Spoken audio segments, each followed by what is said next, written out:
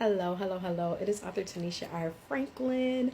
I'm the author of the series God Changed My Story. This is day 11 with 31 days of living with kidney failure with author Tanisha R. Franklin. We are in day 11 and I'm so blessed to be on tonight. I'm getting on a little bit late tonight. Today has been a struggle. I've had some pain in my body today, pain that I have never felt, pain in my legs, a little bit of shortness of breath, but yet God has still been good. I went today. I had to go to my church, so I think that's where some of the pain and the shortness of breath came from. And then after that, I had a class. I signed up for a class today, and it was amazing. So that's why I'm on late. It was a 2 hour class, but it went over almost 3 hours. But it was still amazing, and I enjoyed it because God was showing me some things through this class and through me. So I want to get on tonight and give my word that God has given me.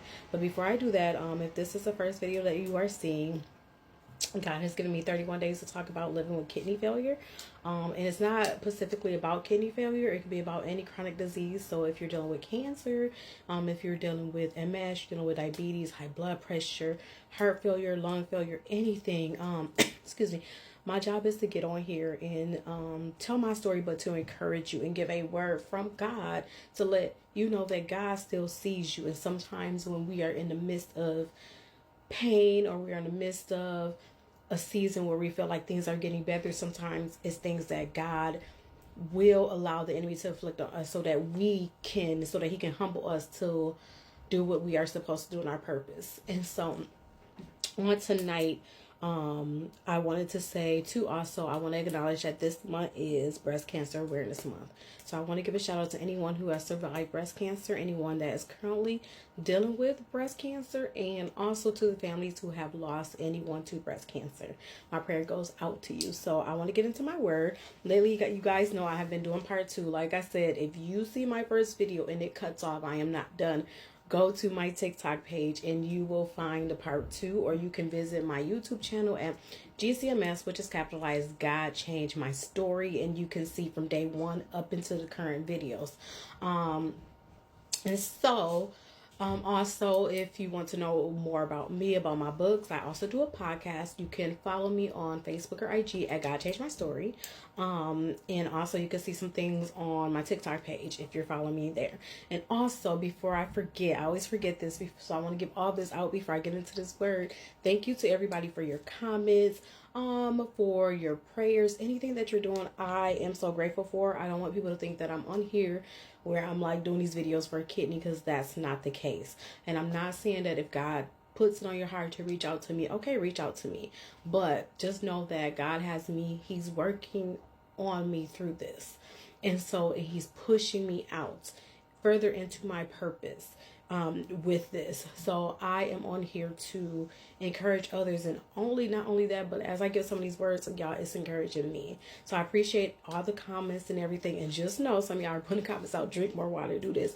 My diet has been no meat for 3 years. I drink nothing but water. So another thing that I want to throw out is that I'm not currently on dialysis. I'm in the lower stages of 4, going into 5. So I'm not on dialysis. My prayer has been that I would like to get a transplant before I have to deal with dialysis. And then also, excuse me, y'all. I am on here also, like I said, just to encourage someone that is going through what I am currently going through. So let me get into my word. So today God gave me the word of be silent.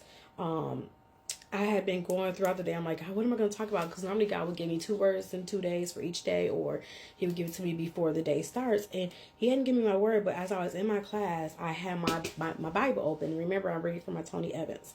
And yesterday, if you remember, the word was, Lord, it was you. And I read from Psalms 37:5. So today, God gave me Psalms 37:7-8. So I'm going to read it. Be silent before the Lord and wait expectantly for him. Do not be agitated by one who prospers in his way, by the person who carries out evil plans. Refrain from anger and give up your rage. Do not be agitated. It can only bring harm. And this was really, really, really, really good, because a lot of times in our seasons, we feel like we got to tell people everything. And I can say this because a lot of things that I say on here, I can say, God allows me to say because I did it. And in my seasons of going through, whether it was in my marriage, whether it was anything I was going through with my son, I went to go talk to people when God didn't tell me to. And then when I learned how to be silent and people are upset up with your silence, they begin to talk about those things you brought to them to other people, if that makes sense.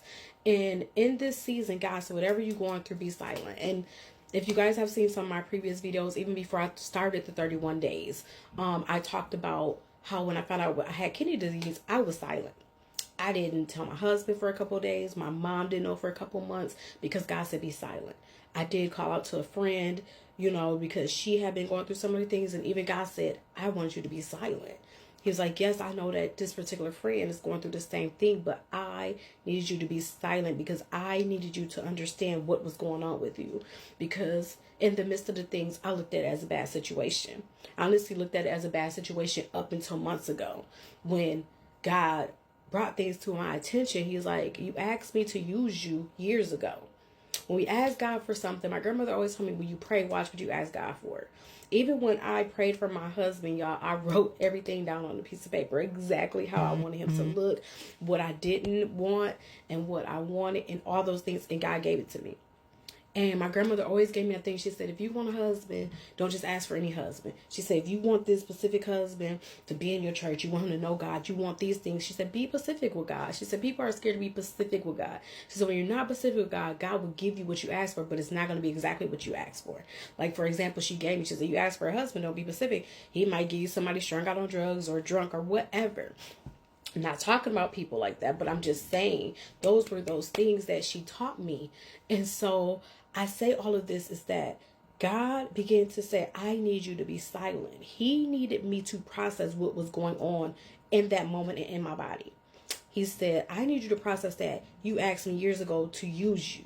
And I had to let you know that using you was going to be the way that you wanted me to use you. It was going to be the way that I needed to use you because I know what's in you more than you do. That makes sense.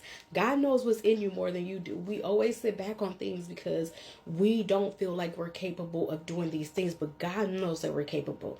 He's not going to give you something that he don't think you can do. Anything that God gives you and you don't do it, it is going to be because of you. Because you feel in self that you cannot do it, not because God feels that you can't do it. So a lot of times in the season, God wants us to be silent because he's still working on us. And sometimes you have to understand, y'all, and I heard this years ago from an apostle that came to my church. He said, look around. Look at your circle now. Half of these people ain't going to be in your circle. I'm like, this man is not telling the truth, but my circle, and that ain't true. And when I tell you the moment it happened, I felt lost. And it was honestly when I went through things with my son. Am I saying people weren't there for me? They weren't there like I thought they should have been there for me. Because when they went through little things smaller than what I went through, I was there.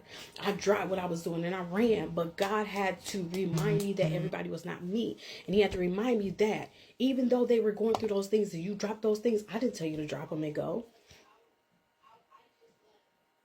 And people, and I mean, it would be so bad where some of my friends would say, well, it ain't my fault that you can't do this. Oh, that's not my fault.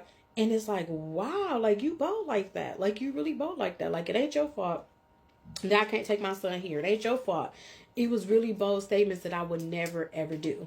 I'm that type of friend where if I have the money to, I'm going to take your child too. But I didn't always get that. My son did get taken places with my friends when they went on certain things.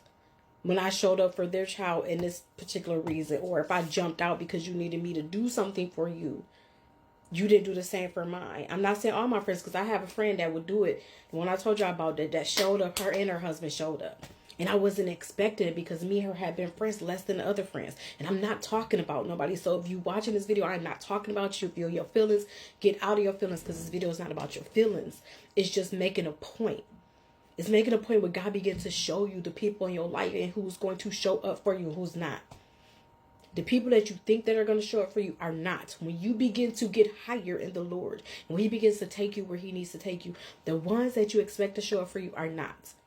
And that's just the truth. And you're going to see it. You can say it all day long like, this video ain't for me. We're going to go to part 2. It's about to cut off, y'all.